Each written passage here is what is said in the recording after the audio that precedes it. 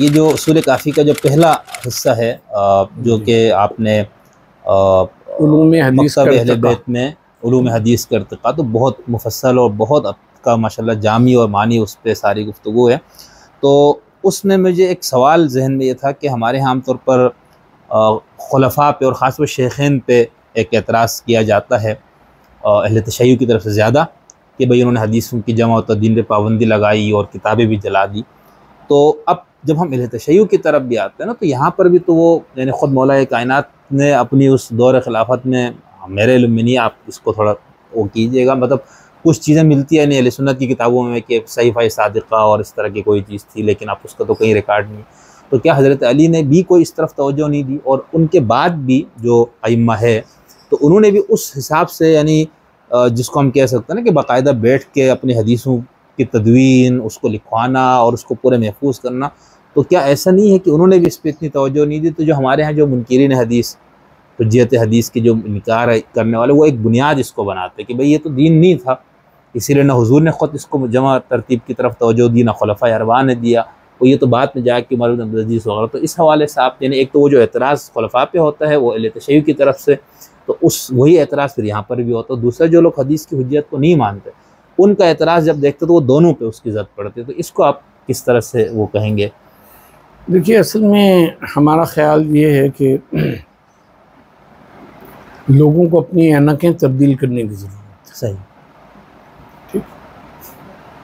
और जब आप किसी शोबे में आपका मुताला बढ़ता चला जाता है, और उसके साथ साथ ये है कि एक बहुत अहम चीज़ जो हमारे वहाँ नज़रअंदाज कर दी जाती है, वो माशरती औज़ा हैं जो उस वक्त के माशरे की बुनत है जी, उसको नज़रअंदाज करने से बहुत सी चीज़ें उजल हो जाती हैं। अब जहाँ तक इस बात का ताल्लुक़ है, तो रसूलुल्लाह सल्लल्लाहु अलैहि वसल्लम ने अपनी ज़िंदगी में लोगों को ये इजाज़त दी थी कि वो लिखें। फरमाया कि मेरे मुंह से जो निकलता है वो हक़ निकलता है, उक्तबू क़य्युदुल इल्म बिल किताबा। मुमानियत वाली भी एक रिवायत है सर, मुमानियत वाली भी, मुमानियत वाली है रसूलुल्लाह सल्लल्लाहु अलैहि वसल्लम की रिवायत। मसला ये है कि देखिए, माशरे अंबिया लोगों से उनकी अक़लों के मुताबिक कलाम करते हैं। जी, ठीक, एक बात तो ये। दूसरी बात जो अब हम कहने जा रहे हैं वो कुरान के हवाले से और हदीस के हवाले से, दोनों के हवाले से सही है, और वो ये है कि अरब में कितने लोग लिखना पढ़ना जानते थे। एक बात। दूसरे ये कि अरबी रस्मुल ख़त क्या हुजूर के ज़माने में या खुलफ़ाए राशिदीन के ज़माने में पुख्ता ख़त मौजूद था? मसलन एक बच्चा जो किसी गांव के स्कूल में पढ़ा हुआ है, उससे पूछे इंग्लिश पढ़ी है? उसने कहा हाँ, मैंने पहला कायदा पढ़ा है। उससे कहें कि अच्छा लिखो समर,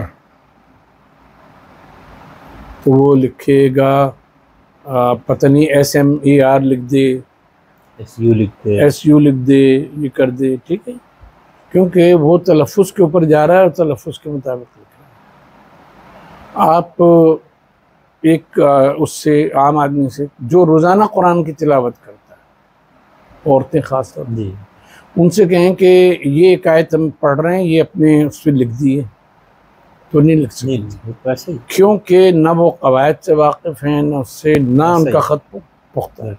ठीक, जिस तरह से लैंग्वेज का इर्तिक़ा हुआ करता है, इसी सूरत से स्क्रिप्ट का भी इर्तिक़ा हुआ करता है कि किसी दर्जे में फिर वो जाके इतनी पुख्ता होती है कि जो सही वो है उसको लिख सके। अब आपसे हम ये अर्ज़ करें कि हज़रत उस्मान रज़ी अल्लाह ताला अन्हु के दौर में जो इमाम तरतीब दिए गए, वो मुसाहिफ़ कि जो सरकारी तौर पे उस ज़माने में तैयार किए गए थे, उनको इमाम कहा जाता जी, और वो मुख्तलिफ़ इलाक़ों में भेजे हुए। उसमें से 5 मुसाहिफ़ जो हैं वो हमने देखे हैं।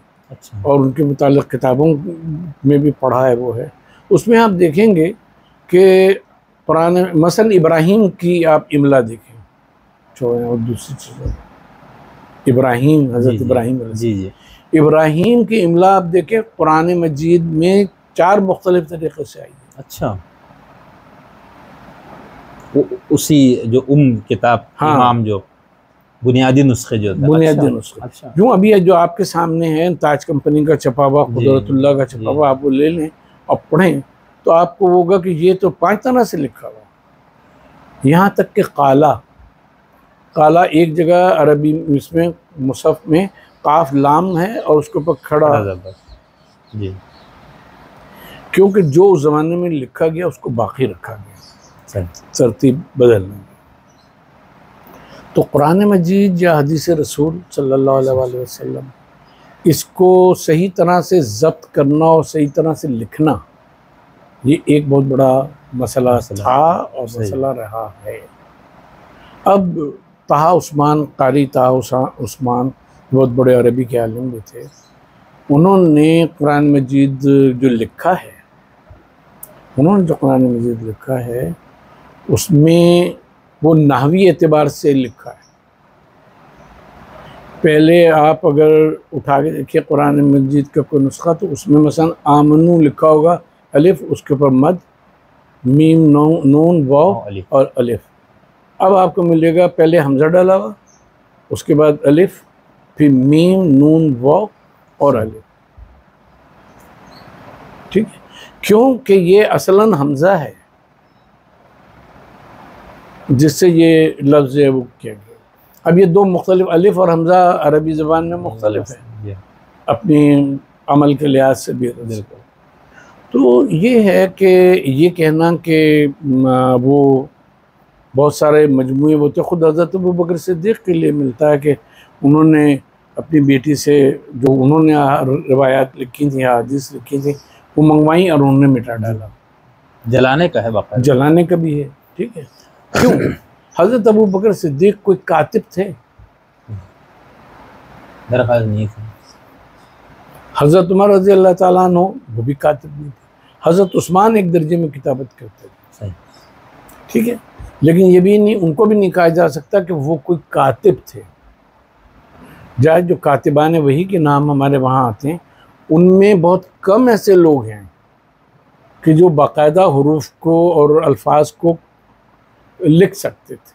बिल्कुल, वेरिएशन जो है इसलिए आपको मिलती है। ये जो एक मुस्तशरिकीन का इतराज़ है कि कुरान के मुख्तलिफ नुस्खे जो कदीम मिलते हैं उनमें राइटिंग की वेरिएशन है, वो इसलिए है कि खुद स्क्रिप्ट जो है वो डेवलप नहीं हुआ था।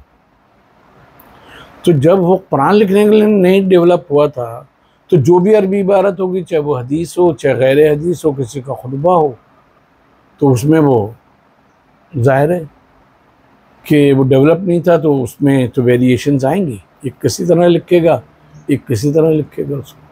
तो इस वजह आप कहते हैं जलाने का, इस वजह से उसको मिटाया गया ताकि एक उसके ऊपर हदीस के मतन पे, कुरान के मतन पर, एक मतन पे लोग जमा हो जाए।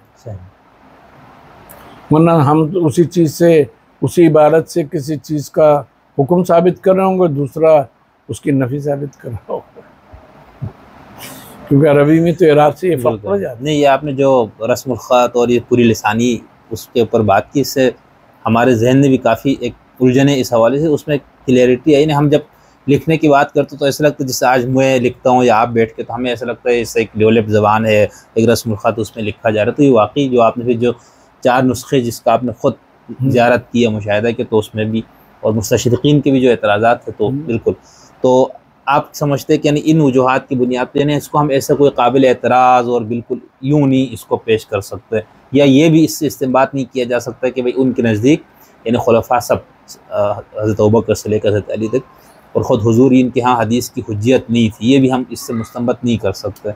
अभी हम आपको एक हिस्से मिसाल दे देते हैं।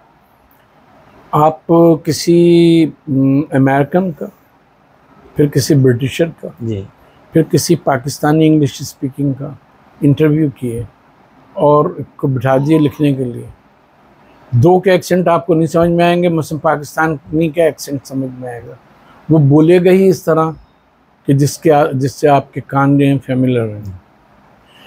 अमेरिकन्स में भी, क्योंकि हम रहे हैं वहाँ, तो अमेरिकन्स में भी एक ब्लैक अमेरिकन को बिठा लें, एक वाइट अमेरिकन को बिठा लें, दोनों के अगर आप वो करें तो आपको, क्योंकि सुनने में फ़र्क होगा, सही, तो लिहाजा आप जब लिखेंगे तो वो उसकी स्पेलिंग में फ़र्क हो जाएगा। ऐसे तो ये तो एक नॉर्मल बात है, ऐसी बात है जो हम सबके मुशाहिदे में आती है। बहुत शुक्रिया साहब।